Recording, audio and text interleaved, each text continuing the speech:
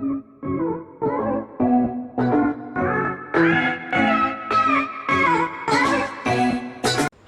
everyone, welcome back to the physics class. So we have started the chapter work, energy and power, and the two topics already we have covered till date, that is work and power. Okay, now we are doing the third term, that is energy, the most important part of this chapter, that is energy. Energy क्या होती है? Energy we can define that capacity to do work or ability to do work. Capacity to do work. Capacity to do work. It means अगर कोई body work कर रही है तो उसकी कितनी कैपेसिटी है, जितनी ज़्यादा बॉडी में एनर्जी होती है उतनी ज़्यादा वो वर्क करता है हमेशा। जितनी ज़्यादा बॉडी में एनर्जी होती है वो बॉडी उतना ज़्यादा ही क्या करती है, वर्क करती है। Okay, so energy can be defined as capacity to do work, की बॉडी कितना वर्क कर सकती है। And if you want to measure the energy of a body, okay, that amount of work done by body. अगर आप देखना चाहते हो कि बॉडी में एनर्जी कितनी थी तो उस बॉडी ने कितना वर्क किया, वर्क कैलकुलेट कर लो। वर्क की ऐसा यूनिट भी जूल होती है, एनर्जी की ऐसा यूनिट भी जूल ही होती है। अगर किसी बॉडी ने 10 जूल का वर्क किया then it means energy is also 10 joule.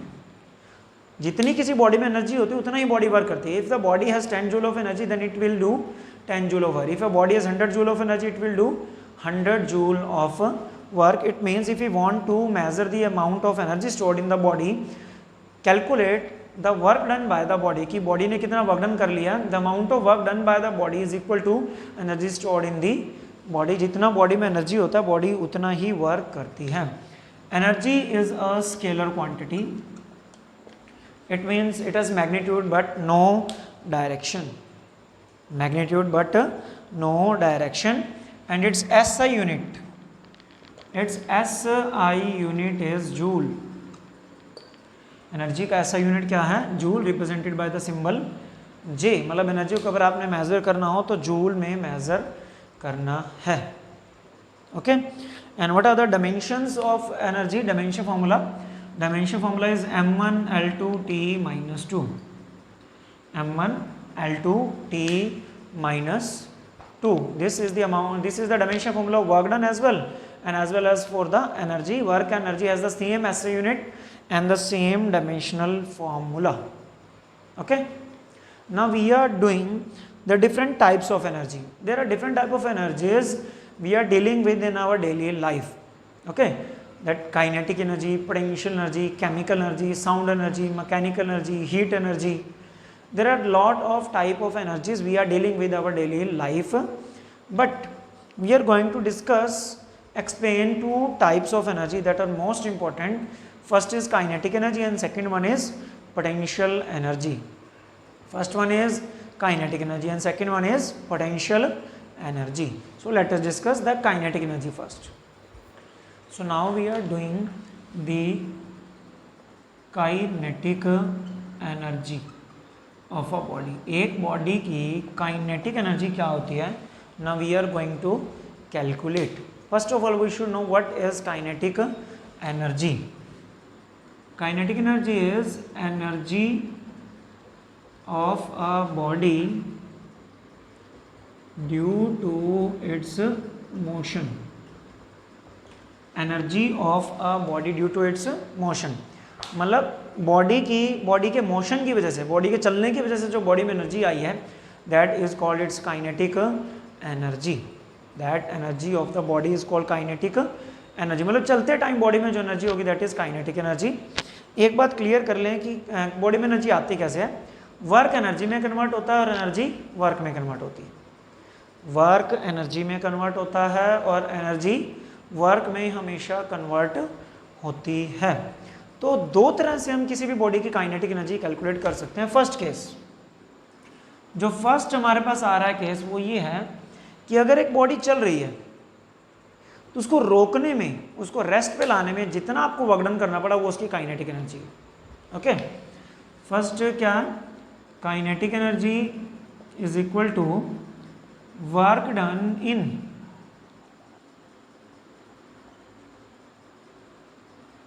Bringing a body to rest from motion. Body एक मोशन में है, उसको मोशन से रेस्ट पे लाने में आपको रोकना पड़ेगा। रोकने के लिए आपको जितना वर्क करना पड़ेगा वो वर्क उसकी काइनेटिक एनर्जी, इसका मतलब इतनी काइनेटिक एनर्जी से बॉडी चल रही थी, क्योंकि जितनी उसमें एनर्जी थी उतना उसके ऊपर वर्क करना पड़ा रोकने के लिए। एक केस। दूसरा केस है kinetic energy is equal to work done in moving a body from rest. अगर एक बॉडी रेस्ट पे है, अगर एक बॉडी कहाँ पे है, रेस्ट पे, अगर बॉडी रेस्ट पे है तो रेस्ट से उसको मोशन में लाने के लिए जितना आपको वर्क डन करना पड़ा वो उसकी काइनेटिक एनर्जी। फर्स्ट केस में क्या हो रहा है, बॉडी चल रही है, उसमें काइनेटिक एनर्जी है, हमने देखना है कितना है, उसको रोकने के लिए जितना वर्क डन करना पड़ा, इसका मतलब उसमें उतनी काइनेटिक एनर्जी थी, इसलिए उसको रोकने में उतना वर्क डन करना पड़ा। दूसरा, बॉडी रेस्ट पे है, आप उसके ऊपर वर्क करोगे तो क्या होगा, जितना वर्क आपने उसको चलाने में किया है that will be stored as its kinetic energy. आपका वर्क काइनेटिक, फर्स्ट केस में क्या हो रहा है, काइनेटिक एनर्जी वर्क में कन्वर्ट हो रही है, सेकंड केस में वर्क काइनेटिक एनर्जी में कन्वर्ट हो रहा है। तो kinetic energy is equal to work done, चाहे चलती हुई बॉडी को रोकने में वर्क डन किया गया, चाहे रुकी हुई बॉडी को चलाने में जितना वर्क डन किया जाए, दोनों केसेस में we can calculate work done and that work done is kinetic energy. तो चलिए हम डेरिवेशन एक्सप्रेशन फॉर्मूला बनाते हैं काइनेटिक एनर्जी का। Expression for kinetic energy, expression for kinetic energy. Kinetic energy का फॉर्मूला बनाते हैं हम। सेकंड मेथड यूज करेंगे कि एक बॉडी आपके पास रेस्ट पे है, यहाँ देखिए एक फ्लोर है, यहाँ पे एक बॉडी है, बॉडी रेस्ट पे है, इसका मास m है, तो इनिशियल वेलोसिटी इसकी 0 है, मास m, इनिशियल वेलोसिटी इसकी क्या है, 0। ओके, तो आपने इसके ऊपर फोर्स लगाया F, फोर्स कितना लगाया F, तो आप इसके ऊपर फोर्स लगाओगे बॉडी चलने लगेगी, बॉडी अभी चल रही है। ड्यूरिंग द मोशन हमने उसको बॉडी को कहीं पे देखा, किसी भी जगह पे देखा, तो उसकी वेलोसिटी होगी अब v, कितनी वेलोसिटी से चल रही है v, पहले u 0 थी, इनिशियली रेस्ट से स्टार्ट किया, अब फोर्स लगाने के बाद उसकी कुछ वेलोसिटी बन गई, कितने डिस्टेंस के बाद हमने उसको चेक किया, डिस्टेंस है s, फोर्स F लगा, डिस्टेंस s कवर किया, वेलोसिटी u से v क्या होगी, चेंज। ओके, तो वर्क डन कितना करना पड़ा बॉडी को रेस्ट से मोशन में लाने पे। बट वर्क डन क्या होता है, वर्क डन होता है force into displacement. Work W, force F लगाया, डिस्प्लेसमेंट कितनी है, S है, तो work done is equal to force into displacement. Clear. अब हम क्या करते हैं, S की वैल्यू निकालते हैं। यहाँ पे हमारे पास टाइम तो है नहीं, बॉडी में एक्सेलरेशन भी होगी कुछ ना कुछ, क्योंकि वेलोसिटी चेंज हुई है, डिस्टेंस भी है, इनिशियल भी है, फाइनल वेलोसिटी है। तो ऐसे कौन सी इक्वेशन होती है, थर्ड इक्वेशन जो होती है that is v square minus u square is equal to 2as, क्योंकि बिना टाइम, इसमें टाइम ही डिस्कस हो रहा, तो बिना टाइम वाली एक इक्वेशन होती है मोशन की, तीन इक्वेशन में से जो थर्ड है। फर्स्ट में टाइम होता है v is equal to u plus at, second में भी होता है s is equal to ut plus half at square, third में नहीं होता, विदाउट टाइम वाली एक इक्वेशन है, वही हम यूज़ कर रहे हैं। अब v स्क्वायर तो v स्क्वायर, ये u स्क्वायर 0 हो गया, 2as, यहाँ से अगर मैं ये v square is equal to 2as, यहाँ से अगर मैं s की वैल्यू निकालना चाहूँ क्या आ जाएगा, that is v square by 2a, s की वैल्यू क्या आ गई, v स्क्वायर बाय में 2a। ओके, अच्छा अब मैं इस वर्क डन पे चलता हूँ। Work done is equal to f into S, f होता है ma, फोर्स जो होता है वो किसके बराबर होता है, मास इंटू एक्सेलरेशन। तो work done mass as it is, acceleration as it is रहने दो, ये ए ही रहने दो इसको as it is, into S, S की वैल्यू पुट कर दो, एस की वैल्यू ये रही, that is v square by 2a, v square by में 2a, a से क्या हुआ, कैंसल, तो work done is equal to क्या आया, that is half mv square, half mv square. It means body को रेस्ट से मोशन में वी वेलोसिटी तक लाने में जो वर्क डन करना पड़ा that is half mv square, work done is equal to half mv square. और अब इनमें क्या पढ़ा है कि जितना वर्क डन होगा वो किसके बराबर होगा, kinetic energy. So kinetic energy का क्या फॉर्मूला बन गया, that is half mv square. It means अगर आपको किसी भी बॉडी की काइनेटिक एनर्जी कैलकुलेट करनी है तो दैट इज m क्या है, उसका मास चाहिए बॉडी का, और v जितनी वेलोसिटी से बॉडी चल रही है।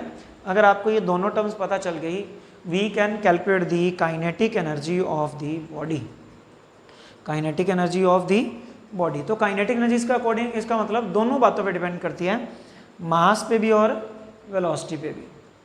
काइनेटिक एनर्जी मास पे भी डिपेंड करती है और वेलोसिटी, मास ज़्यादा बॉडी का तो भी काइनेटिक एनर्जी ज़्यादा, और वेलोसिटी ज़्यादा तो भी काइनेटिक एनर्जी ज़्यादा। और काइनेटिक एनर्जी की जो ऐसा यूनिट होती है that is joule. Kinetic energy की ऐसा यूनिट जूल, जो वर्कडन की होगी, वर्कडन ही काइनेटिक एनर्जी के इक्वल होता है, तो काइनेटिक एनर्जी की ऐसा unit joule, also scalar quantity.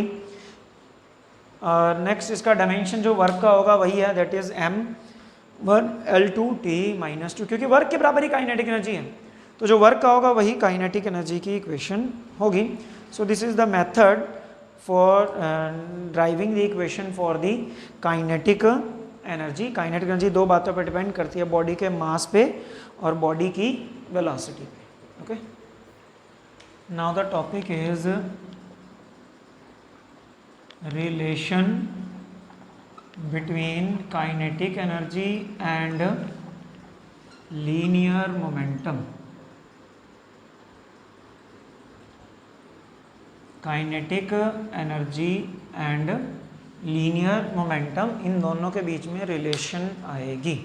Okay, तो हम लीनियर मोमेंटम की बात कर लें। किसी भी बॉडी का जो लीनियर मोमेंटम होता है that is product of mass and velocity. Linear momentum of a body is product of mass of the body and velocity of the body, जितनी वेलोसिटी से वो चल रही है। और काइनेटिक एनर्जी जो होती है दैट इज हाफ mv²। दोनों फॉर्मूलाज हमारे पास हैं। ओके, आप इसको क्या करो कि इसका कर दो स्क्वायर, क्या कर दें इसका स्क्वायर, और इजी कर देते हैं। काइनेटिक एनर्जी वाली इक्वेशन को m से मल्टीप्लाई कर दो और m से डिवाइड कर दो।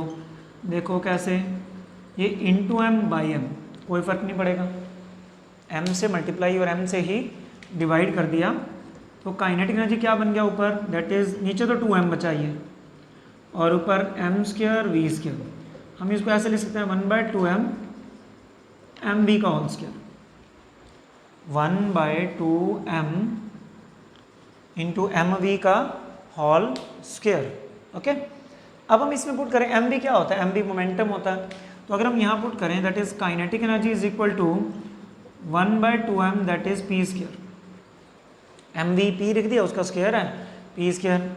अब लीनियर मोमेंटम और काइनेटिक एनर्जी में हमने रिलेशन लेनी है, ये 2m इधर ले आओ, काइनेटिक एनर्जी में k लिख रहा हूँ एक बार, p² is equal to 2mk, तो p is equal to √2mk,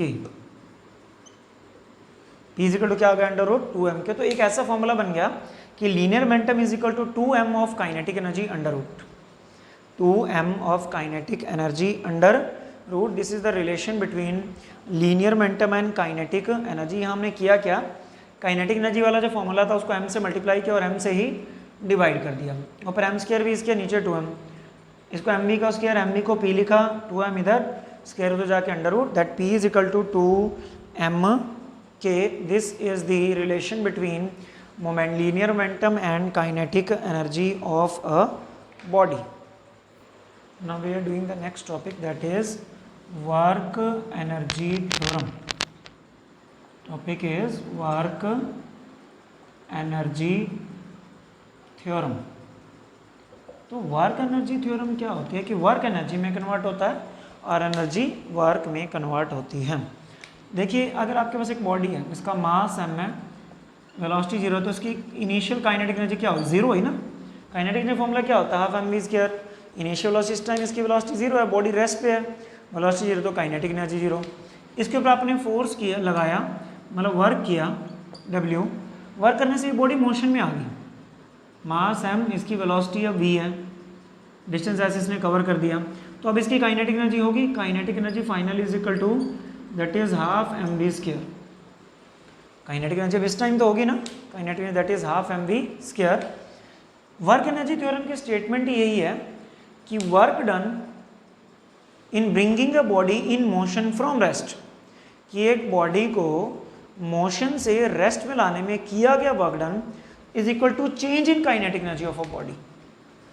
work done in bringing a body in motion from rest is equal to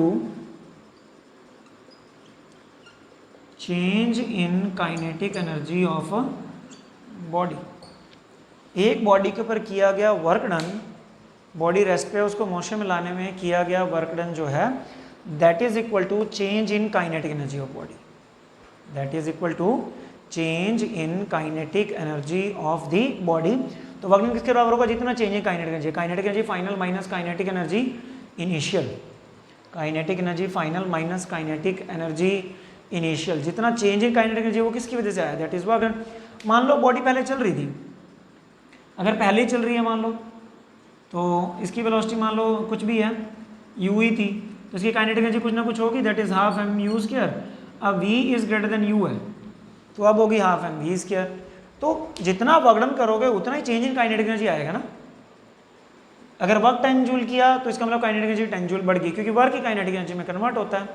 तो वर्क एनर्जी थ्योरम की स्टेटमेंट यही है कि work done in moving a body is equal to change in kinetic energy of the body. That is the statement of work energy theorem. अब हम इसको drive करते हैं, देखते हैं कि काइनेटिक एनर्जी चेंज के बराबर होता भी है यहीं. जब हमने बॉडी पर फोर्स लगाया, फोर्स किसके बराबर होता है? That is m a. Force किसके बराबर है? M a. और जो थर्ड इक्वेशन होती है that is v square minus u square is equal to 2a s. यहाँ से a की वैल्यू निकालो या s की वैल्यू निकालो, किसी एक की वैल्यू निकाल सकते हो. s की वैल्यू क्या आ गई? That is v square minus u square by में 2a. V square minus u square by में 2a. s is equal to v square minus u square by में 2a. अब हमने निकालना वर्क डन. वर्क डन किसके बराबर होता है? That is f into S. f तो यहाँ पे m में आ गया और s ये आ गया v square minus u square by में 2a. a से a कैंसिल, s की वैल्यू पुट कर दी. क्या बनाइए? m मल्टीप्लाई कर दो दोनों के साथ में, नीचे 2 भी है, 2 भी दोनों के साथ हो जाएगा half m v square minus half m u square. Half m v square minus half m u square. What is half m v square? That is kinetic energy final minus kinetic energy initial. Kinetic energy final minus kinetic energy initial. What is this? Final minus initial, that is change in kinetic energy. So work done is equal to change in kinetic energy of the body. Work done is equal to change in kinetic energy of the body. That is the statement of work energy theorem. That is the statement of work energy theorem. Okay. So this was the 2 days concept. We have completed today the kinetic energy, and the next lecture will be about potential energy. Till then, prepare notes and send the pics to my personal WhatsApp wall. Compulsory for everybody for preparing notes and send the pics in the PDF form. Okay. So till then, thanks and have a nice day.